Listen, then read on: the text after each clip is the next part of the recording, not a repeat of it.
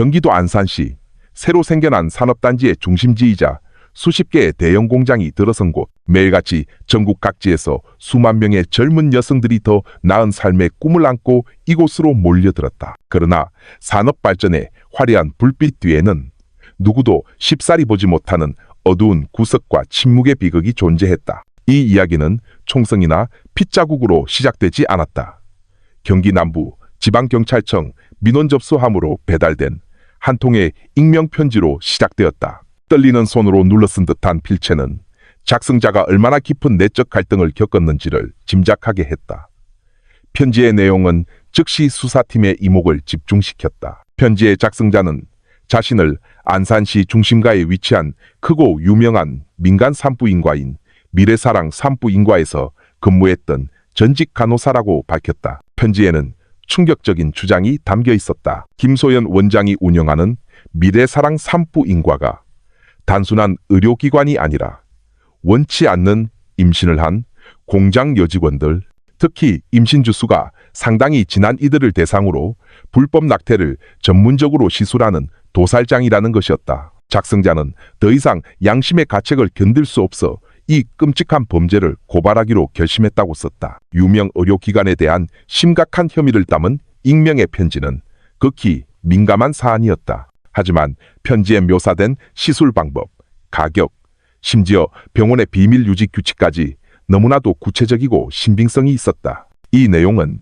즉시 상부에 보고되었고 비밀리에 특별 수사팀이 꾸려졌다. 팀의 지휘는 신중함과 깊이 있는 수사 능력으로 정평이 난 베테랑 형사 박진우 경정이 맡았다. 우리는 지금 매우 복잡한 사회적 배경을 가진 사건을 마주하고 있습니다. 박진우 경정이 첫 수사회의에서 말했다. 용의자는 지식과 사회적 지위를 갖춘 의사이고 만약 피해자가 있다면 그들은 사회적 약자인 여성들입니다. 자신의 평판과 직장에 피해가 갈까 두려워 절대 먼저 나서지 못할 겁니다. 그러니 섣불리 움직여서는 안 됩니다. 모든 단계는 철저히 계산되어야 합니다. 수사 계획이 수립되었다. 첫 번째 단계는 익명의 편지에 담긴 주장이 사실인지 증명하는 것이었다. 수사팀은 병원을 직접 급습하는 대신 비밀 수사를 통해 접근하기로 했다. 24시간 내내 미래사랑 산부인과의 모든 움직임을 감시하기 위한 잠복팀이 꾸려졌다. 노점상 배달기사로 위장한 형사들이 병원 주변 곳곳에 배치되었다. 얼마 지나지 않아 첫 보고서가 올라왔다. 병원은 기이한 형태로 운영되고 있었다. 낮 시간에는 환자가 비교적 적었고 대부분 정기검진을 받으러 온 임산부나 일반 부인과 질환을 앓는 여성들이었다. 하지만 저녁과 밤, 특히 주말이 가까워지는 금요일 밤이 되면 환자 수가 급격히 늘어났다. 환자 대부분은 젊은 여성이었고 거의 모두가 인근 3개 대형 산업단지의 회사 유니폼을 입고 있었다. 그들은 주로 둘씩 짝을 지어 와서 한 명은 안으로 들어가고 다른 한 명은 밖에서 망을 봤다. 모두의 얼굴에는 불안과 혼란이 역력했다. 이러한 행동 패턴은 고발 편지의 내용과 정확히 일치했다. 빼도 박도 못할 증거를 확보하기 위해 수사팀은 더욱 대담한 작전을 실행하기로 결정했다. 여성 경찰관을 환자로 위장시켜 병원 내부에 잠입시키는 것이었다. 임신 5개월 차였던 이수진 경위가 이 임무에 자원했다. 명석하고 강한 정신력을 지닌 그녀는 원치 않는 임신 5개월 차에 접어들어 절망에 빠진 공장 직원 민지 역할을 맡게 되었다. 작전 당일 낡은 공장 유니폼을 입고 창백하고 지친 모습으로 분장한 이수진 경위는 남자 형사가 연기하는 남자친구와 함께 미래사랑 산부인과로 향했다. 병원 내부는 모든 것이 깨끗하고 전문적으로 보였다.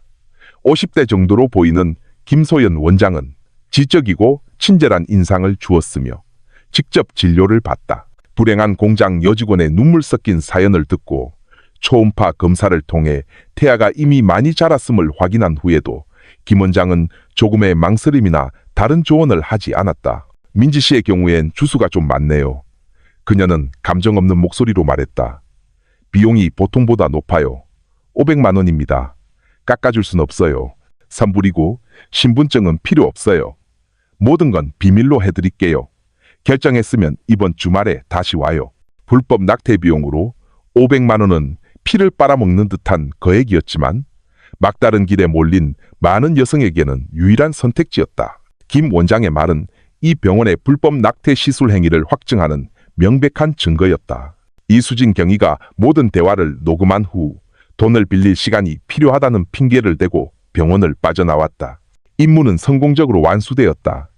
수사팀은 이제 체포 영장을 발부받아 병원을 수색할 충분한 증거를 확보했다.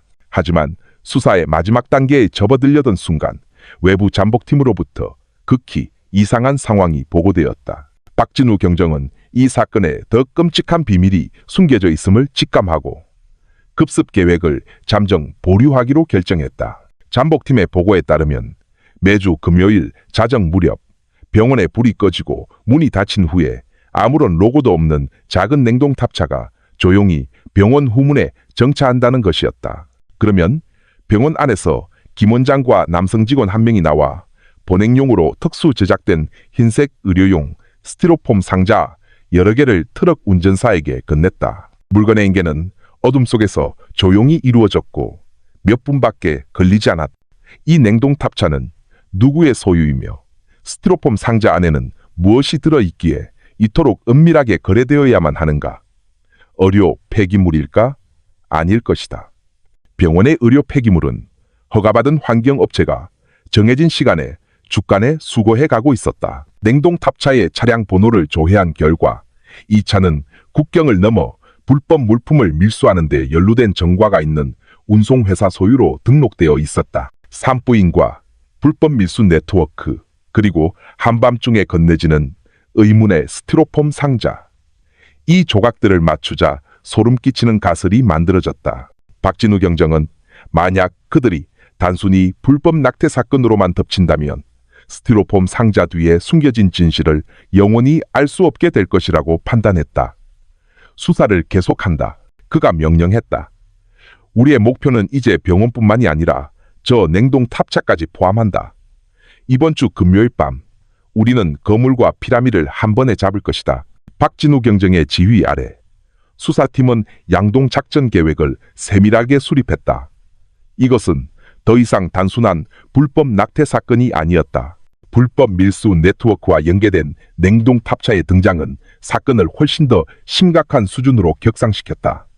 어떤 실수라도 발생하면 배우의 주범이 빠져나갈 수 있었다. 제1팀은 박진우 경정이 직접 이끌며 미래사랑 산부인과의 급습 및 수색을 책임지고 김소연 원장과 관련 직원 전원을 체포하는 임무를 맡았다. 제2팀은 베테랑 부서장이 지휘하며 냉동탑차가 물건을 받은 직후 추적하여 차단하는 임무를 맡았다. 차단 지점은 병원에서 눈치채지 못할 만큼 충분히 멀리 떨어진 국경으로 향하는 고속도로의 한적한 구간으로 정해졌다. 두 팀의 작전 시간은 완벽하게 조화를 이루어야 했다. 다음 주 금요일 밤 어둠이 안산시를 뒤덮자 법의 그물이 팽팽하게 당겨지기 시작했다. 배달기사와 노점상으로 위장한 수십 명의 형사들이 병원 주변 곳곳에 잠복해 있었다.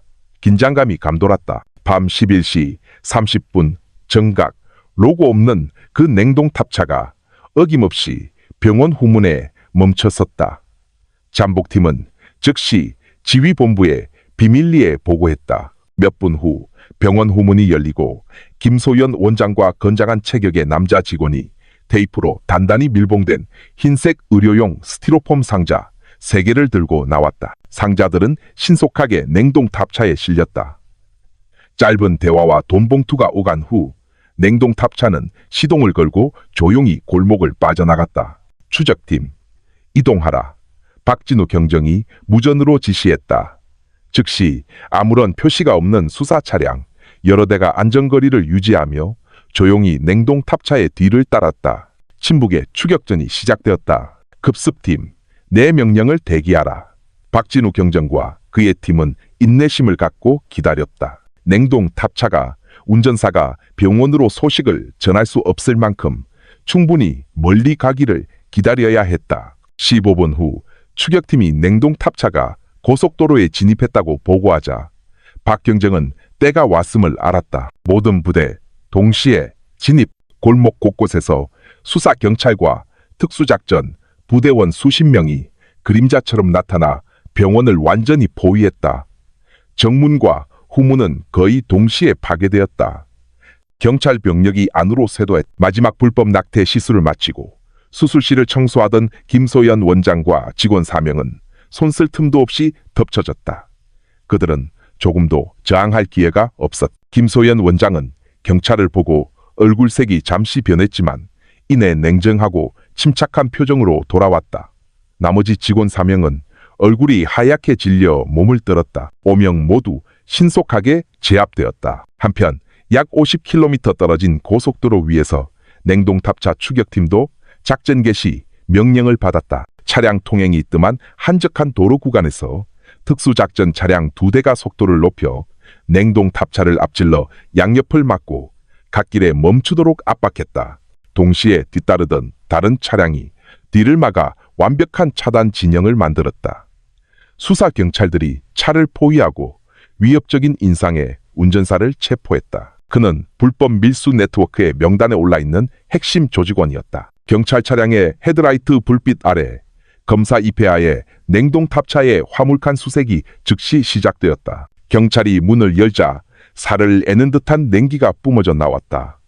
안에는 스티로폼 상자 3개가 놓여 있었다. 장갑을 낀 수사관이 첫 번째 상자의 테이프를 칼로 뜯고 뚜껑을 열었다. 그리고 그 안에 나타난 광경은 현장에 있던 모두를, 심지어 가장 강인한 베테랑 형사들마저도 공포에 질려 얼어붙게 만들었다. 드라이아이스 팩들 사이에 가지런히 놓여 있는 것은 수십 개의 진공 포장된 비닐봉지였다. 그리고 각 봉지 안에는 아직 너무나도 작은, 하지만 형체는 완벽한 태아가 들어있었다. 임신사, 6개월 정도로 보이는 작은 생명들, 세상의 빛을 보기도 전에 슈퍼마켓의 정육처럼 포장되고 냉동된 상품이 되어버린 것이다. 나머지 2 상자에도 똑같이 끔찍한 내용물이 들어있었다. 냉동탑차 차단 현장의 소식과 사진은 미래사랑 산부인과에서 수색을 지휘하던 박진우 경정에게 즉시 보고되었다. 어느 정도 예상은 했지만 보고를 듣는 그의 가슴 속에서는 참을 수 없는 분노가 치밀어 올랐다. 그는 증거 분석팀에게 특히 병원의 지하실과 냉동시설을 더욱 철저히 수색하라고 지시했다. 그리고 2번째 끔찍한 발견이 이루어졌다. 지하실 구석, 수많은 의약품 상자로 위장된 곳에 놓여있던 대형 산업용 냉동고 안에서 수사팀은 여러 개의 검은 비닐봉지를 추가로 발견했다. 하지만 이번에 그 안에 든 것은 훨씬 더 컸다. 거의 완전히 성장한 임신 7개월이 넘은 태아의 사체들이었다. 태어났다면 살 수도 있었을 생명들이었다. 하지만 그들은 뱃속에서 죽음을 맞이했고 운송을 기다리며 냉동되어 있었다. 이제 사건은 가장 끔찍한 수준으로 전모를 드러냈다. 미래사랑 산부인과는 단순한 불법 낙태 시술소가 아니었다. 그곳은 공장이었고 진정한 인간 도살장이었다. 김소연 원장은 단순히 의사윤리를 저버린 자가 아니었다.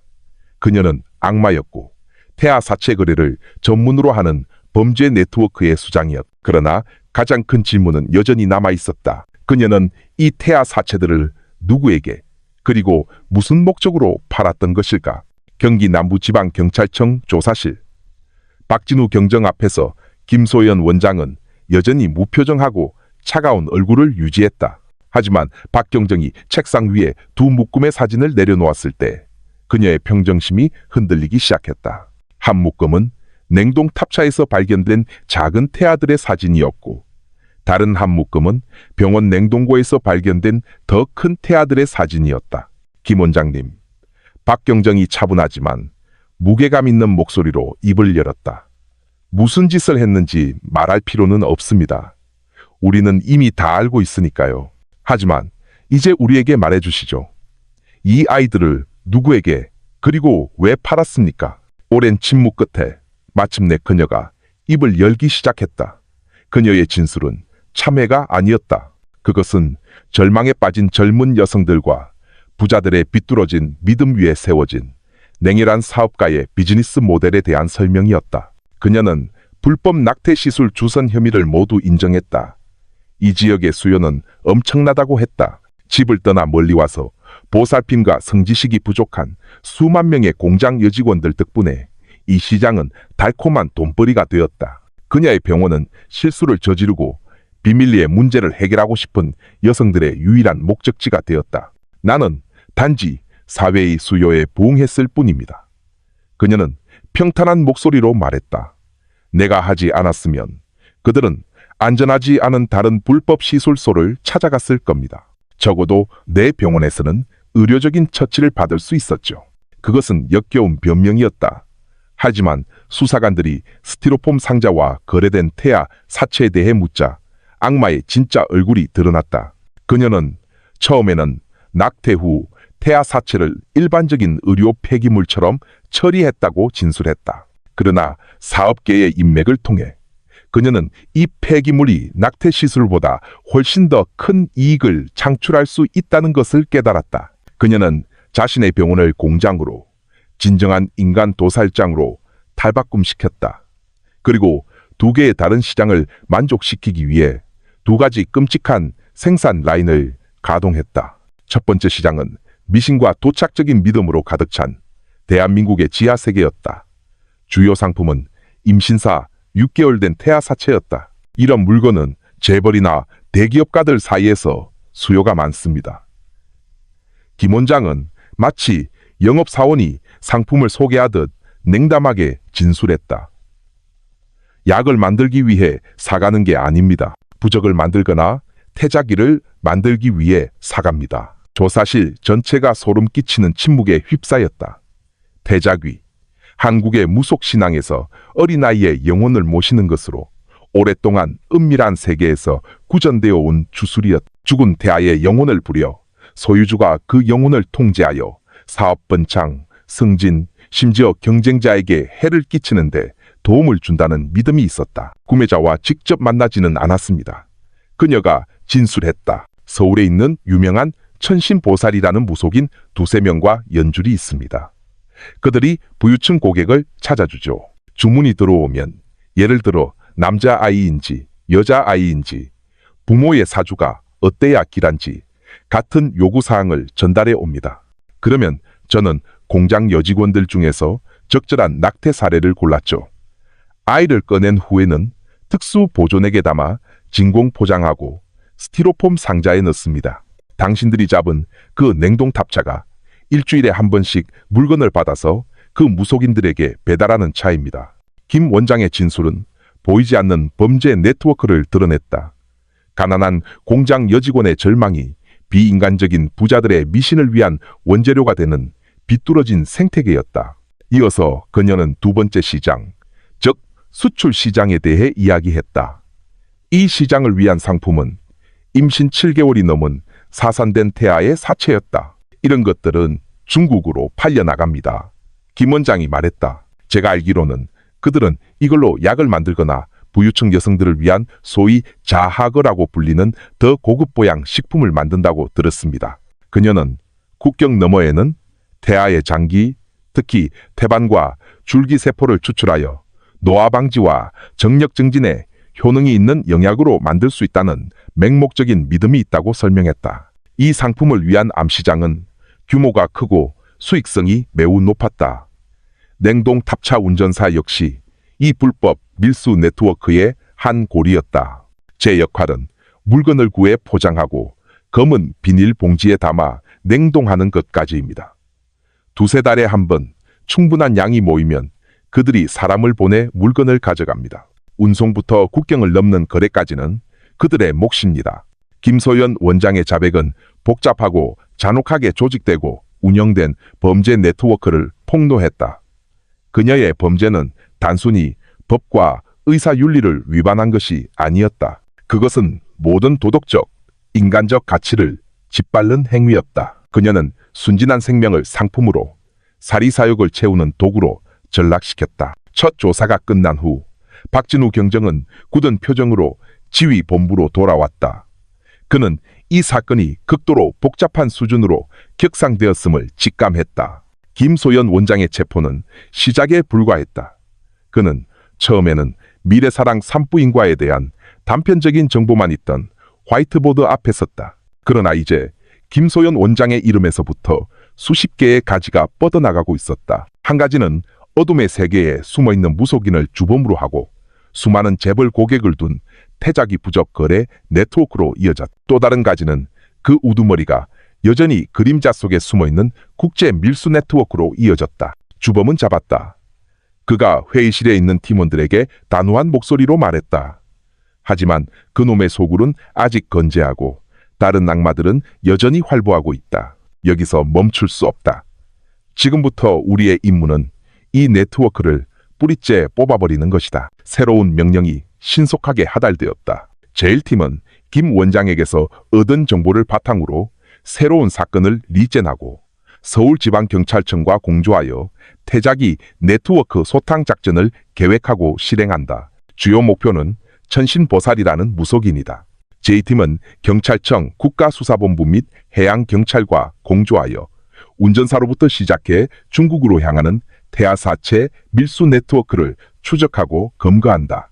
제3팀은 미래사랑 산부인과 직원들을 계속 조사하여 각자의 역할과 범죄의 경중을 밝혀낸다.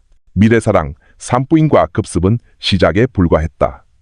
사회의 가장 비뚤어진 어두운 구석을 겨냥한 더 큰 전쟁은 이제 막 시작되었을 뿐이다. 김소연 원장의 자백은 탐욕, 미신, 그리고 무한한 잔혹함으로 움직이는 태아사체 거래라는 지하 범죄 세계를 드러냈다. 박진우 경정이 이끄는 특별수사팀은 더 이상 하나의 병원이 아닌 극도로 위험한 두 개의 범죄 조직과 맞서게 되었다. 여러 유능한 기관과의 협력을 바탕으로 두 개의 전선에서 대대적인 소탕 작전이 시작되었다. 제1전선, 태자기 네트워크 소탕 작전. 김 원장의 진술과 압수한 휴대전화 데이터를 통해 수사팀은 핵심 인물이자 중간 연결고리인 한 남자를 금세 특정했다. 그는 천신보살이라는 별칭으로 활동하며 서울 강남 한복판에 신당을 차려놓고 미신에 빠진 부유층만을 상대로 영업하는 유명한 남자 무속인이었다. 함정 수사 계획이 세워졌다.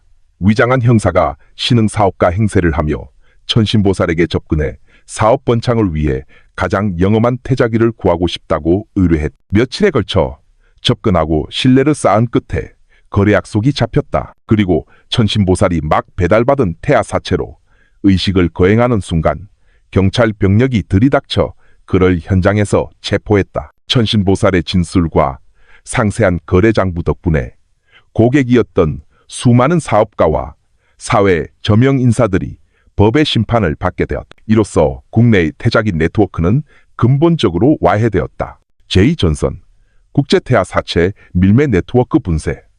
이 네트워크와의 싸움은 조용하지만 그에 못지않게 치열하게 진행되었다. 수사팀은 국가수사본부 및 해양경찰과 공조하여 냉동탑차의 모든 이동 경로를 추적했다. 그들은 트럭이 국경 검문소로 직행하는 것이 아니라 국경 근처 외딴 지역에 있는 한 창고로 향한다는 것을 발견했다. 이곳은 김 원장의 병원에서 온 끔찍한 상품을 포함한 모든 종류의 밀수품이 모이는 중간 기착지였다. 물건들은 이곳에 모였다가 잘게 나뉘어 자연적인 경로를 통해 밀반출되었다. 이 창고에 대한 급습 작전은 기습적으로 이루어졌고 밀수 조직원들을 일망타진하는 데 성공했다. 이 비인간적인 범죄와의 전쟁은 결정적인 승리를 거두었다. 몇 달 후 국내외 언론의 큰 관심을 받으며 수원지방법원 안산지원에서 특별 재판이 열렸다. 김소연 원장과 직원 4명, 그리고 두 범죄 네트워크의 수괴들이 법정에 섰다. 피고인들의 자백, 발견된 태아사체, 녹음 테이프, 문자 메시지, 거래 장부 등 증거는 차고 넘쳤다. 재판부는 이 사건이 특별히 중대하며 모든 도덕적, 문화적, 인도주의적 가치에 반하는 범죄라고 판결했다. 생명을 구하는 병원을 도살장이자 태아사체 생산 및 거래 공장으로 바꾼 주범이자 수괴인 김소연 원장은 여러 중범죄 혐의로 가장 무거운 처벌을 받아야 했다. 그녀에게 내려진 최종 형량은 무기징역이었다. 병원 직원부터 무속인 밀수꾼에 이르기까지 다른 공범들도 무기징역 및 수십 년의 징역형을 선고받았다. 정의는 실현되었지만 이 사건이 남긴 상처는 영원히 남을 것이다. 이 사건은 실수한 공장 여직원의 절망이 의사의 탐욕과 부자들의 미신을 위한 비옥한 토양이 되어 상상을 초월하는 상품 시장을 만들어낸 우리 사회의 끔찍한 이면을 폭로했다. 사건이 종결된 후 박진우 경정은 익명의 편지를 썼던 그 용감한 전직 간호사의 행방을 알아보도록 지시했다. 그들은 그녀가 멀리 떨어진 시골의 한 보건소에서 일하고 있다는 것을 알아냈다. 박 경정은 그녀를 신문하기 위해서가 아니라 감사를 표하기 위해 직접 찾아갔다. 당신의 용기가 우리로 하여금 이 모든 범죄 네트워크를 파괴할 수 있게 했습니다. 그가 말했다. 당신은 수많은 다른 사람들의 생명을 구했고 수많은 순진한 작은 생명들에게 정의를 되찾아 주었습니다. 전직 간호사는 그저 조용히 눈물을 글썽일 뿐이었다. 아마도 그것이 그녀가 받을 수 있는 가장 큰 위안이었을 것이다. 이 사건을 통해 우리는 끝없는 탐욕, 약자의 절망, 그리고 무분별한 미신이 결합했을 때 발생할 수 있는 끔찍한 형태의 범죄를 목격했다. 이는 윤리가 돈에 의해 완전히 가려졌을 때 생명을 구하는 의사와 악마 사이의 경계가 얼마나 얇은지를 보여주었다. 이 사건은 인간의 몸이 심지어 세상의 빛을 보기도 전에 상품화될 수 있는 사회의 어두운 구석에 대한 크고 날카로운 경고음이다. 그러나 무엇보다도 이것은 양심과 용기의 힘에 대한 증거이기도 하다. 목소리를 낼 용기를 가진 단 한 사람의 작은 행동만으로도 아무리 복잡하고 잔혹한 범죄 네트워크라 할지라도 결국 빗속으로 끌려나와 법의 심판을 받게 된다는 것을 증명했다.